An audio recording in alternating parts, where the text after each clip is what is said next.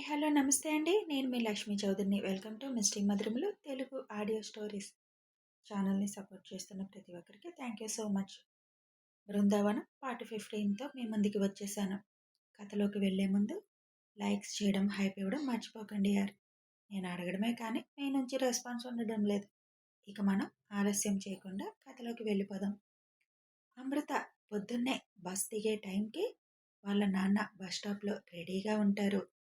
దిగగానే వాళ్ళ నాన్నని హత్తుకొని, చాలా సంతోషంగా ఉంది నాన్న. నేను కోరుకున్న కంపెనీలో అనుకోకుండా పెద్ద కష్టపడకుండా ఉద్యోగం దొరికింది అని అంటుంది. హా! ఇంకుద్యోగం ఎలాగూ వచ్చింది కాబట్టి పెళ్లి కూడా చేయడమే మిగిలింది. తొందరగా ఆ మూడు ముళ్ళు ఏవో వేయించేస్తే నాకు సగం టెన్షన్ తీరుతుంది అని అంటారు రవిగారు. మొదలు పెట్టావా? ముందు పద, రోడ్డు మీద ఎందుకు అని ముగ్గురు ఇంటికి బయలుదేరుతారు. నేహాని దింపి అమృత వాళ్ళు ఇంటికి వెళ్ళిపోతారు. వెళ్ళి కాసేపు పడుకో, నువ్వు బస్సులో కూడా పడుకొని ఉండవు, ఇంకా ఆరే కదా అవుతుంది అని అంటారు రవిగారు. హా నాన్న, కాసేపు పడుకుంటాను, నీకు కాఫీ పెట్టించి వెళ్తాను నాన్న అని అంటుంది అమృత. నాకు ఇప్పుడేమీ వద్దమ్మా, నేను కూడా కాసేపు పడుకుంటాను అని చెబుతారు రవి. సరే వెళ్ళి పడుకోండి, ఒక గంట ఆగి లేద్దాం అని అమృత తన గదిలోకి వెళుతుంది. రవి హాల్లో ఉన్న దివాన్ మీదే నడుం వాలుస్తారు.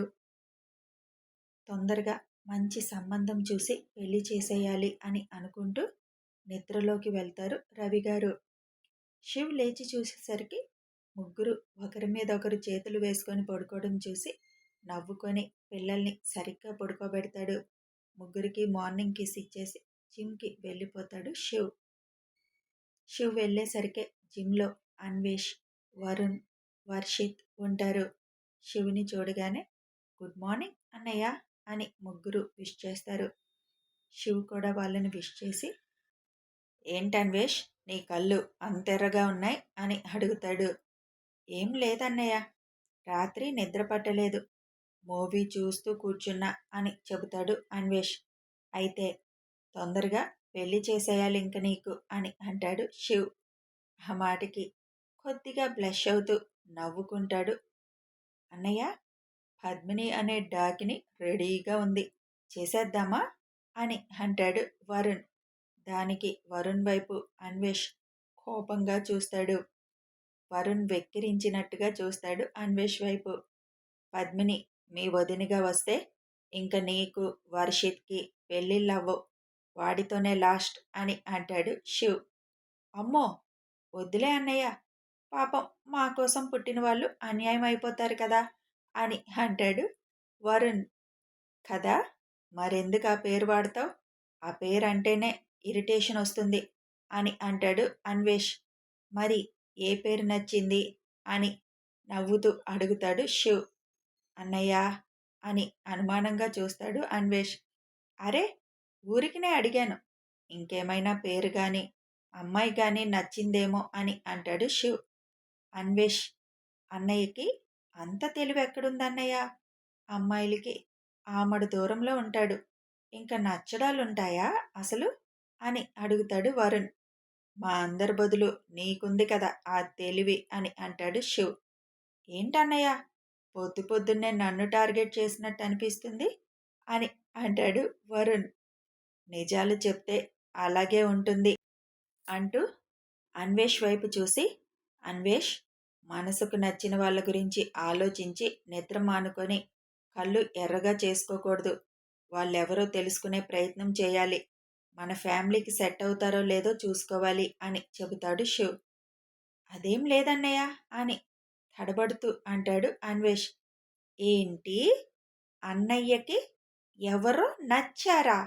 వామ్మో, ఇది 8వ వింతే అంటాడు వరుణ్. నిన్ను అని వరుణ్ణి కొట్టడానికి అన్వేష్ వచ్చేసరికి శివ్ వెనక్కి వెళ్ళి చూడన్నయ్య అంటాడు. రారా ఇటు అని అన్వేష్ వరుణ్ణి పట్టుకోవడానికి ట్రై చేస్తాడు. వదిలే అన్వేష్ అని చెబుతాడు శివ్. నువ్వు కూడా ఏంటన్నయ్య, నువ్వు చెప్పినట్టేం లేదు, నువ్వేదో అంటే వాడేదో అనుకుంటున్నాడు అని అంటాడు అన్వేష్. అన్వేష్ చెంప చిన్నగా తట్టి నవ్వుతూ బయటికి వెళ్తాడు శివ్. అన్నయ్య, ఎవరన్నయ్య ఆ అమ్మాయి, చెప్పు చెప్పు అని శివు వెనక వస్తారు వరుణ్, వర్షిత్. అరేయ్, ఏం లేదంటే మళ్ళీ ఎవరో చెప్పు అంటావేంటి అని అన్వేష్ వచ్చి వరుణ్ మెడ చుట్టూ చేయి వేసి, నీకెందుకురా అంత ఆత్రం ఇలాంటి విషయాల్లో అని అడుగుతాడు. అన్వేష్ నుంచి తప్పించుకొని పరుగు పెడుతూ, మా వదిన ఎవరో తెలుసుకోవాలని ఉంటుంది కదా అన్నయ్య అని అంటాడు. ఆగరా అసలు, అక్కడేం లేదంటే మళ్ళీ అదే పాట అని వరుణ్ వెంట పడతాడు అన్వేష్. ఇద్దరు హాల్ అంతా తిరుగుతూ ఉంటే శివ్ కూర్చుంటాడు. వర్షిత్, కమాన్, అన్నయ్య పట్టుకో అని అంటూ అన్వేష్కి సపోర్ట్ చేస్తాడు. రేయ్, నువ్వు నాకు కాకుండా అన్నయ్యకి సపోర్ట్ చేస్తావేంట్రా, ఉండి నీ పని చెప్తాను అని వర్షిత్ వైపు వరుణ్ వస్తుండేసరికి వర్షిత్ పరుగు అందుకుంటాడు. ముగ్గురు ఒకరి వెనక ఒకరు పరుగు పెడుతూ హాల్ అంతా తిరుగుతారు. అప్పుడే ఫ్రెష్ అయి కిందకి వస్తున్న ఆయు ఆషి అది చూసి, ఎందుకు బాబాయిలు ఇంట్లో రన్నింగ్ రేస్ చేస్తున్నారు అని అడుగుతూ వచ్చి శివుల్లో ఎక్కుతారు. నేను జిమ్ చేశానన్నా, స్వెట్ పట్టింది, తాతయ్య దగ్గర కూర్చోండి అంటాడు శివ్. పర్లేదులే నాన్న, బాబాయ్ వాళ్ళు ఎందుకు అలా రన్ చేస్తున్నారు, ఊరికినే ఎక్సర్సైజ్లా ఉంటుందని. ఓ, అయినా జిమ్ చేస్తారుగా, ఇవాళ రన్నింగ్ చేస్తున్నారు. ముగ్గురు పరుగు పెట్టి పెట్టి అలసిపోయి వచ్చి కూర్చుంటారు. ఎందుకురా ముగ్గురు చిన్నపిల్లల్లా అలా ఇల్లంతా పరుగు పెడుతున్నారు అని వాణిగారు అడుగుతారు. మరేమో శివ్ అన్నయ్య చెప్పాడు, అన్వేష్ అన్నయ్య అమ్మాయి అని అనేసరికి వరుణ్ నోరు మూసి, చంపుతా నోరెత్తావంటే అని అంటాడు అన్వేష్. నేను చెప్తా అని అంటాడు వర్షిత్. నో వర్షిత్ అని, ఏం లేదు పిన్ని, ఏదో జోక్ వేసుకొని అలా పరుగు పెట్టారు అని అంటాడు శివ్. అన్నయ్య ఆగి అన్నట్లు వరుణ్, వర్షిత్ సైలెంట్ అయిపోతారు. మా నాన్న చెప్పారు, ఇద్దరూ ఆగిపోయారు, గుడ్ స్టూడెంట్స్లా అని అంటాడు ఆయు. హా, నాన్న వాళ్ళ నలుగురు రామలక్ష్మణ భరత శత్రుఘ్నులు. మీ నాన్న రాముడైతే అన్వేష్ బాబాయ్ లక్ష్మణుడు, వాళ్ళిద్దరూ భరత శత్రుఘ్నులు. అప్పుడు ఆ తమ్ముళ్ళు రాముడి మాట ఎలా జవదాటలేదో ఇప్పుడు వీళ్ళు కూడా అంతే అని నవ్వుతూ అంటారు వాణి. రేపు మా బాబాయిలకి కూడా చిల్డ్రన్ వస్తే మేం కూడా అలాగే ఉంటాం నాని అంటాడు ఆయు. హా నాన్న, నువ్వే అప్పుడు రాముడవుతావు, నువ్వే పెద్దవాడివి కదా అని చెబుతారు రుక్మిణి. అమ్మెక్కడా ఆయు అని అడుగుతారు విజయ. ఇక్కడ అని అంటుంది ఐషు అప్పుడే కిందకి వస్తూ. నేను ఫ్రెష్ అయ్యి వస్తాను అని శివ్ అక్కడి నుంచి పైకి వెళ్తాడు. మీరు కూడా వెళ్ళండి అని వరుణ్ వాళ్ళతో అంటారు విజయ. సరే పెద్దమ్మ, ఈరోజు ఏం టిఫిన్ చేస్తున్నారు, నాకైతే మసాలా దోశ కావాలి అని అడుగుతాడు వరుణ్. సరే సరే వెళ్ళండి అని అంటారు విజయ. నాని, నాకు కూడా అంటాడు ఆయు. ఏంటి కన్నా, మసాలా దోశనా, వామ్మో, పూరి వద్దు అని మసాలా దోశ మీదకి గాలి మళ్ళిందేంట్రా నీకు అని వరుణ్ ఆయుకి చక్కలిగిలి పెడుతూ అడుగుతాడు. హహా హహా, బాబాయ్ వద్దు అని పరుగు పెడతారు ఆయు. ఒరేయ్ వరుణ్, వాడు ఫ్రెష్ అయ్యి వచ్చాడు, గాడిదలాగా మళ్ళీ వాడి వెనక పడకుండా స్నానానికి పో అని అంటారు రుక్మిణి. హహా, బాబాయ్ గాడిద అని నవ్వుతారు ఆషి ఆయు. మీరు కూడా అదేలే, నవ్వకండి అని అంటుంది ఐషు. నో మా, మేము గుడ్ చిల్డ్రన్ అని అంటాడు ఆయు. మీకు మీరే చెప్పుకోవాలి అని అంటుంది ఐషు. అయితే ఇక్కడున్న అందరినీ అడుగు, ఎవరైనా మేం గుడ్ కాదు అంటే ఈరోజు ఐస్ క్రీమ్ తినము అని అంటుంది ఆషి. పిల్లికెలుకు సాక్ష్యం అన్నట్టు వీళ్ళందరూ మీకే ఫేవర్ అవుతారులే, ఇంక అడిగినా వేస్ట్ అని కిచెన్లోకి వెళ్తుంది ఐషు. కాసేపటికి అందరూ బ్రేక్ఫాస్ట్ చేసి హాల్లో తేలుతారు. హరి ఫోన్ చేశాడు నిన్న, వచ్చే వారంలో అమ్మాయిని రమ్మని చెబుతా అన్నాడు, రేపు చెప్తా అన్నాడు, ఏ రోజు అన్నది అని అంటారు రావు గారు. శివ్ అన్వేష్ వైపు చూస్తాడు. అమ్మాయి అనగానే రాత్రి కనిపించిన అమ్మాయి మనసులో మెదిలి సైలెంట్ అవుతాడు అన్వేష్. శివ్ నవ్వుకుంటూ ఫోన్ చూసుకుంటాడు. ఐషు అది గమనించి, "కన్నా, సంగతేంటి?" అని చిన్నగా అడుగుతుంది. "ఏముంది?" అడుగుతాడు శివ్. "నువ్వు అన్వేష్ వైపు చూడడం, నవ్వడం, ఏదో కృష్ణలీల స్టార్ట్ చేశావు అనిపిస్తుంది." "ఆహా! అలా ఎందుకనిపిస్తుంది?" "నీ నవ్వు చెప్పింది కన్నా." "అవునా? ఏం చెప్పింది?" అని అడుగుతాడు. "ఏదో మాయ చేయబోతున్నావ్ అని అనిపిస్తుంది కన్నా." "అయినా నీకు నా నవ్వులో అంత తెలుస్తుందా బుజ్జీ? 7 ఏళ్ల నుంచి నీతో ఉంటున్నా. ఆ మాత్రం తెలీదా?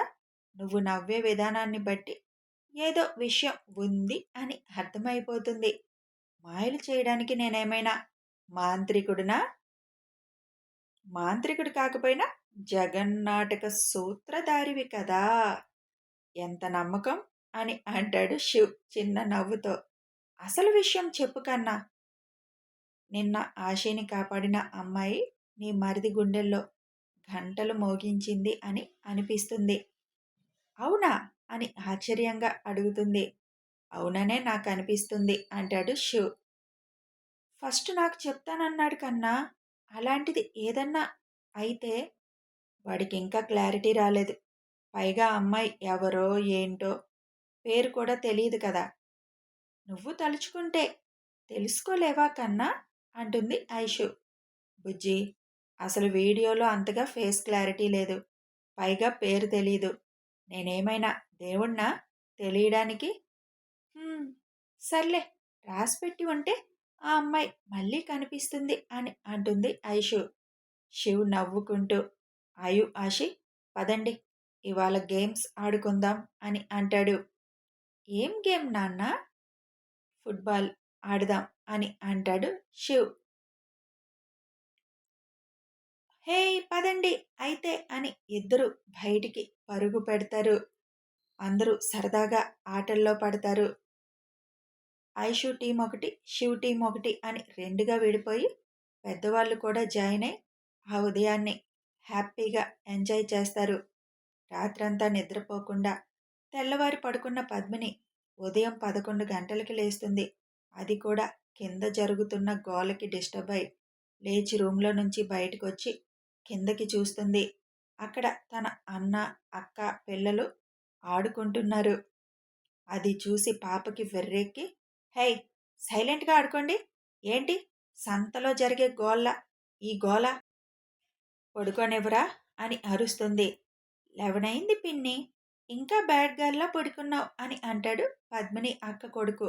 అంతే, రాత్రి ఆషి అన్న బ్యాడ్ ఆంటీ అనే వర్డ్ గుర్తొచ్చి ఇప్పుడు మళ్ళీ అదే మాట అనేసరికి కోపంతో ఊగిపోయింది. కిందకి వచ్చి వాడిని పటాపటా 4 పీకుతుంది. అది చూసి పద్మిని అక్క పద్మిని పక్కకు లాగి, "పిచ్చా, ఎందుకు చిన్నపిల్లాడిని అలా కొడుతున్నావు?" అని కోపంగా అంటుంది. "చిన్నపిల్లలు చిన్నపిల్లల్లా ఉండాలి. పెద్ద మాటలు మాట్లాడితే నాకు చిరాకు. బ్యాడ్ అంట బ్యాడ్. ప్రతి వాళ్ళు అదే మాట. నాకు నచ్చినంతసేపు పడుకుంటా. వీళ్ళకెందుకు?" అని అంటుంది. "నువ్వు నిజంగానే బ్యాడ్ పిన్ని" అని అక్కడి నుంచి రూమ్లోకి పరుగు పెడతారు పిల్లలు.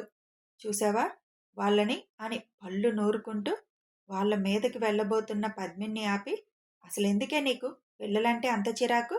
అయినా ఇప్పుడు వాళ్ళు ఏమన్నారు? ఏదో సరదాగా అంటే అది పట్టుకొని వేలాడుతున్నావు. ఇంతసేపు పడుకుంటే ఎవరైనా అలాగే అంటారు" అని అంటుంది పద్మిని అక్క. "నా ఇష్టం వచ్చినంతసేపు పడుకుంటా. మీ పిల్లల నోరు అదుపులో పెట్టుకోమని చెప్పు. లేకపోతే ఊరుకోను" అని కోపంగా అంటుంది పద్మిని. "ఏంటే నీ ఇష్టం? పెళ్లి చేసుకొని వెళ్లాల్సిన దానివి. ఇలా పొగరుగా ఉంటే అత్తగారింట్లో కష్టమవుతుంది. కొంచెం పద్ధతిగా ఉండడం నేర్చుకో." "ఎవరికి కష్టం? నాకా? వాళ్ళకా? నేనిలాగే ఉంటాను. అయినా నేను పొద్దున్నే లేచి సేవలు చేయడానికి పని మనిషిని కాదు. నాకు చేసేవాళ్ళు అక్కడ చాలామంది ఉన్నారు" అని పొగరుగా అంటుంది పద్మిని. "అక్కడ అంటే పెళ్లి కుదిరిందా నీకు?" అని ఆశ్చర్యంగా అడుగుతుంది పద్మిని అక్క. "అదంతా మీకు అనవసరం" అని పద్మిని అక్కడి నుంచి వెళ్ళిపోతుంది. "ఏంటమ్మా అది అలా అంది? పెళ్లి సెట్ అయితే మాకు చెప్పలేదేంటి అని అడుగుతుంది పద్మిని అక్క అనుమానంగా. అదెందుకు అడుగుతావు పెద్ద, మీ నాన్న ఇది కలిసి ఆ రావుగారి తమ్ముడి కొడుకుని చేసుకొని ఆ ఇంటిని ముక్కలు చేయాలని కలలు కంటున్నారు అని చెబుతుంది ప్రమీల. ఏంటి, శివాంష్ తమ్ముణ్ణా? అంత సినిమా లేదు. ఆ ఇంట్లోకి అడుగు పెట్టాలంటే అంత సులభం కాదు. అందులో దీనిలాంటి పొగరబోతులకి అసలు గేట్లోకి ఎంట్రీ కూడా ఉండదు. కలలు కనడం ఆపమని చెప్పండి. శివాంష్కి వీళ్ళ ప్లాన్ తెలిస్తే నిలువు నీడ కూడా లేకుండా చేస్తాడు అని అంటాడు పద్మిని అన్నయ్య. మనం చెప్తే వినే రకాలా? అయినా వాళ్ళు మనకి ఏం అన్యాయం చేశారని మీ నాన్నకి వాళ్ళ మీద పగ? వాళ్ళు బిజినెస్ వాళ్ళు చేసుకున్నారు. మనకి చేతకాక డౌన్ అయ్యాం. అదేమంటే వాళ్ళ ఫ్యామిలీ అలా కలిసుంటే చూడలేక ఇప్పుడు విడగొట్టాలి అని ప్లాన్. దెబ్బ గట్టిగా తగిలితే కానీ నోరు మూసుకోరు అని ప్రమీల అంటారు. అసలు ఎలా వెళదామనుకుంటుంది ఆ ఇంటికి కోడలుగా? వాళ్ళు ఒప్పుకోవాలి కదా అని అంటుంది పద్మిని అక్క. ఒక సంవత్సరం నుంచి ఆ అబ్బాయి వెనక ప్రేమ అంటూ తిరుగుతుంది. కానీ ఆ అబ్బాయి కనీసం దీనిని చూడను కూడా చూడలేదు. నువ్వైనా చెప్పొచ్చు కదా అమ్మా, అనవసరంగా వాళ్ళకి కోపం తెప్పించే పనులు చేయకుండా ఉండమని. లేకపోతే తర్వాత బాధపడాలి అని అంటుంది పద్మిని అక్క. నేను చెప్పడం అయ్యింది. వాళ్ళు ఒక చెవితో విని ఇంకో చెవితో వదిలేయడము అయ్యింది. ఇది ఎక్కడి వరకు దారి తీస్తుందో, దెబ్బ తగిలితే అప్పుడన్నా బుద్ధొస్తుందేమోలే, నువ్వు వదిలే అని అంటుంది పద్మిని అక్క. నేను అలా అనుకునే వదిలేశాను. దానికి పిల్లల్ని కొంచెం దూరంగా ఉంచండి. లేకపోతే రాకాసిలా పడిపోతుంది వాళ్ళ మీద అని చెబుతారు ప్రమీల. హుం అని అంటూ నిట్టూర్పు విడుస్తారు పద్మిని అక్క అన్న.